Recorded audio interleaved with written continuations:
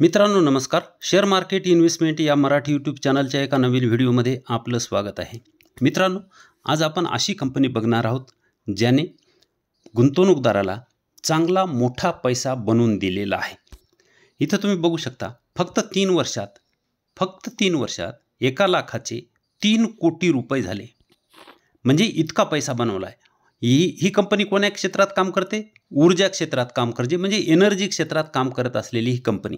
3 वर्षापूर्वी ज्यानं ह्या कंपनीला खरेदी केला असेल, भविष्य बघून, आता ही वेळ गेलेली नाही, अजूनही एनर्जी क्षेत्रामध्ये आपण गुंतवणूक केली तर आपला पैसा बनवू शकतो. ईव्हीचं क्षेत्र आहे त्याच्यामध्ये पैसा बनवू शकतो. तर ह्या कंपन्या अजूनही आपल्याला रिटर्न देऊ शकतात. तर ह्या कंपनीनं गुंतवणूकदाराला 1 लाखाचे 3 कोटी रुपये बनवून दिलेले आहेत. किती वर्षामध्ये? 3 वर्षामध्ये. म्हणून मला एक सांगायचं आहे की कमीत कमी 3 ते 4 वर्ष तुम्ही टिकलं पाहिजे. ज्यांनी 3 वर्षापूर्वी हा शेअर खरेदी केला आणि 1500, 5000, 2000 अशा प्रॉफिटला जर विकला असेल तर त्याला हे 3 कोटी आज बघायला मिळत नाहीत. म्हणून मित्रांनो, तुम्हाला मार्केटमधून जर पैसा मिळवायचा असेल तर तुम्हाला मार्केटमध्ये टिकावंच लागेल. आता मला सांगा, 1 लाख रुपये गुंतवले होते, त्याचे 3 लाख झालेले आहेत. आता हे 3 लाख जर 1% जरी शेअर चालला, हा शेअर त्याचे 3 लाख झालेत, 1% चालला तर 3 लाख रुपये वाढतात. शेअर 1% जर वाढला तर किती वाढतात? 3 लाख रुपये. म्हणजे पैसे गुंतवलेत 1 लाख आणि 1% शेअर चालला तर 3 लाख वाढतात. म्हणजे 3 पट पैसे एका दिवसात वाढतात.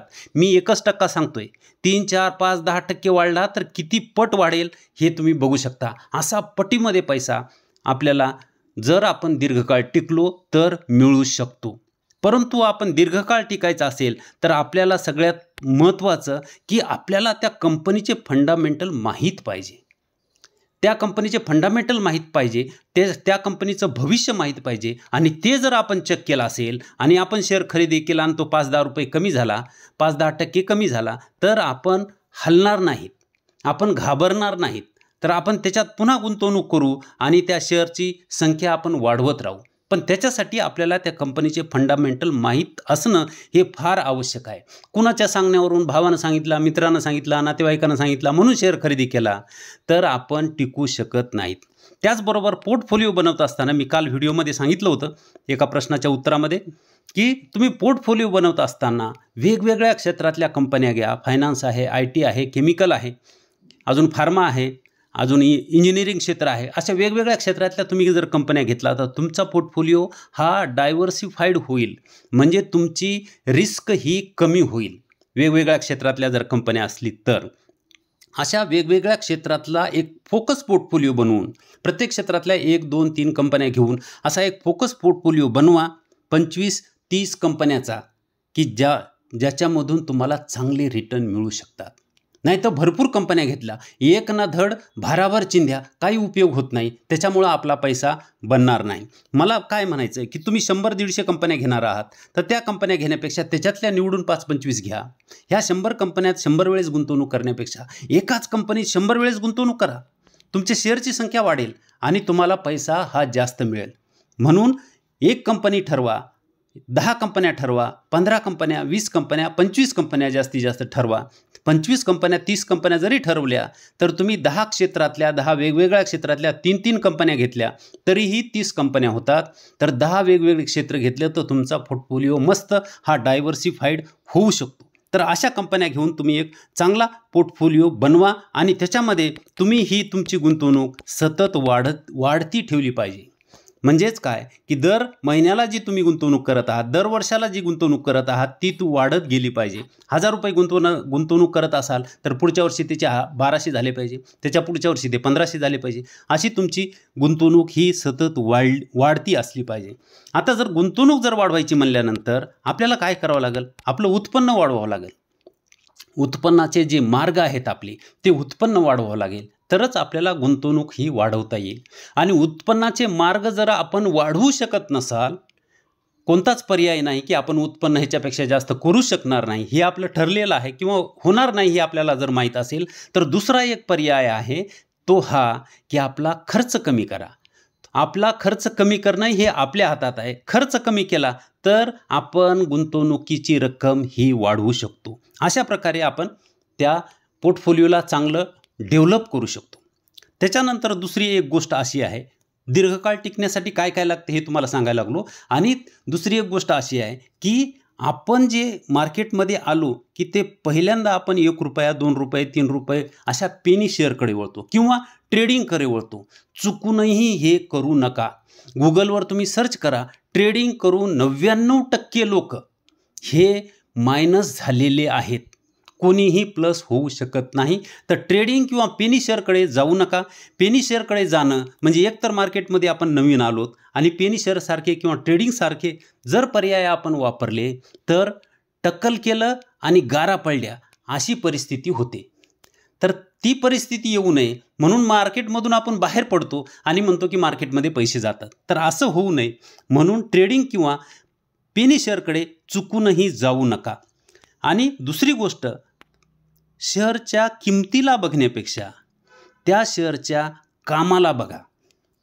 किंमत त्याची भले 1000 असेल, 2000 असेल, काही असेल, प्रश्न तो नाही.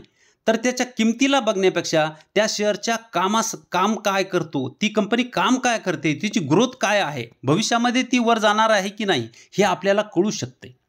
तर तिची ग्रोथ बघा, त्या कंपनीची ग्रोथ बघा, त्या कंपनीचं काम बघा, तिची किंमत नका बघू. आणि ती जर ग्रोथ चांगली असेल, तिचं काम जर चांगलं असेल, ती जर प्रॉफिटेबल असेल तर कंपनी आपला पैसा 100% बनवूनच देणार आहे. तर अशा कंपनीमध्ये पैसा लावला तर आपण चांगला पैसा बनवू शकतो. तिसरी गोष्ट त्याच्यानंतर आहे की थोडंसं जर प्रॉफिट झालं, आता हीच कंपनी जी आहे थोडं प्रॉफिटला जर ही विकली असती तर ह्या कंपनीचे आज हे 3 कोटी तो पाहू शकला नसता. म्हणून थोड्याशा प्रॉफिटला कंपनी सोल्ड करू नका, तर ती कंपनी होल्ड करा, तरच पैसा बनू शकतो. धीर धरा, अधीर होऊ नका. ते खरेदीलाही अधीर होऊ नका आणि विक्रीलाही अधीर होऊ नका. तुमच्या खिशामध्ये पैसे आहेत परंतु एखादा शेअर 100 रुपयावर चालू आहे आणि 80 रुपयाचा त्याला सपोर्ट आहे, तर तो 80 पर्यंत येईपर्यंत तो खरेदी करूच नका. जरी पैसे असले तरी 100 रुपयाचा शेअर 80ला सपोर्ट असेल आणि 80ला येण्याची वाट बघा आणि 80लाच खरेदी करा. एखादा रुपये जास्त ठीक आहे, परंतु फोमो बाईंग करू नका. आपल्या हातून संधी निघून जाईल बाबा, मग आपल्याला हा शेअर मिळणार नाही असं म्हणून ते फोमो बाईंग करू नका. त्या शेअरला 100वर खरेदी करण्याचा प्रयत्न करू नका. म्हणून खरेदीलाही आणि विक्रीलाही तुम्ही धीर धरलं, टिकलं आणि विकलं नाही तर पैसा हा 100% बनतोच. मार्केट पैसा बनवूनच देणार आहे, फक्त मार्केटमध्ये टिकलं पाहिजे. आता मार्केटमध्ये आपण जो पैसा लावतो तो पैसा आपण मेहनत करून कमवलेला आहे. आपण पैशासाठी काम करतो. कोणी 8 घंटे करत असेल, कोणी 10 घंटे करत असेल, कोणी 15 घंटे करत असेल. पण आता वेळ आलेली आहे थोडंसं हुशार होण्याची. पैशासाठी आपण काम करतो, आता पैशाला आपल्यासाठी काम करायला लावा.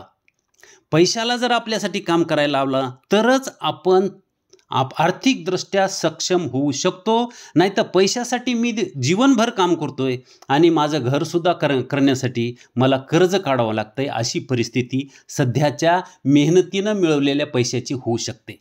तर त्यामुळं पैशाला कामाला लावा.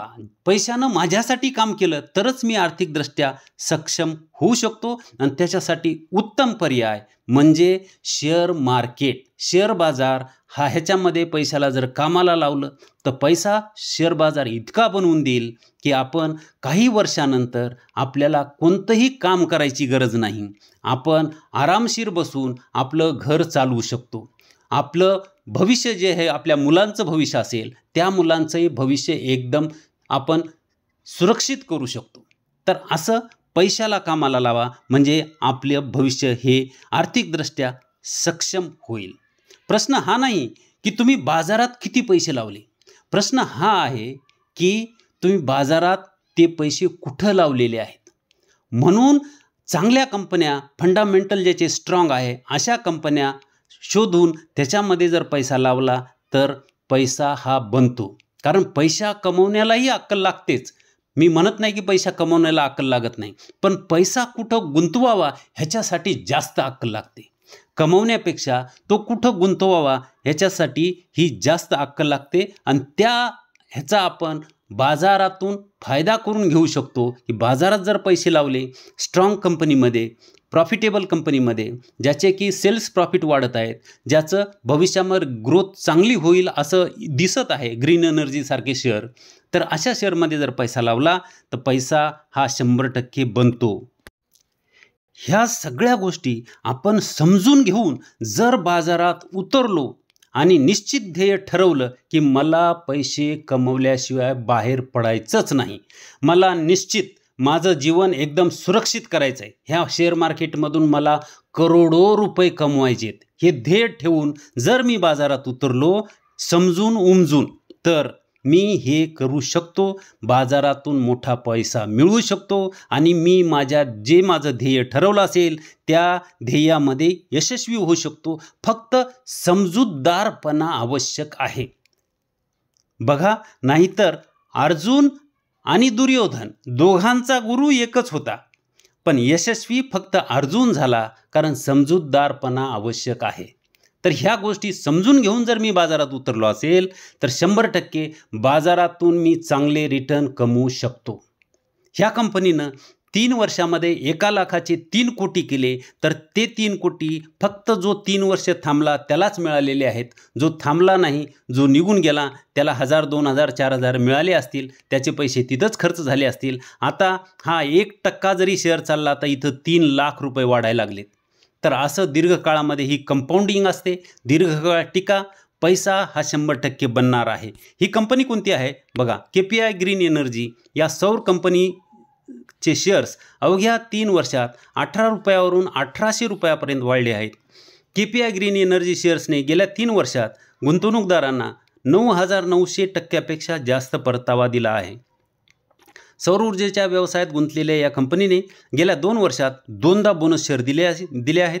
बोनस शेअरच्या आधारे KPI ग्रीन एनर्जीने कंपनीच्या शेअरमध्ये 1 लाख रुपयाची गुंतवणूक करणाऱ्या गुंतवणूकदाराला अवघ्या 3 वर्षात कोट्याधीश बनवले आहे.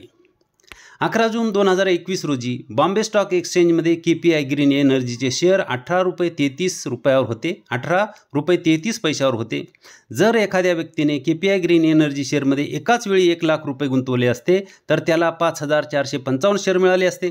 व ग्रीन एनर्जीने गेल्या 2 वर्षात 2दा बोनस शेअर दिलेले आहेत.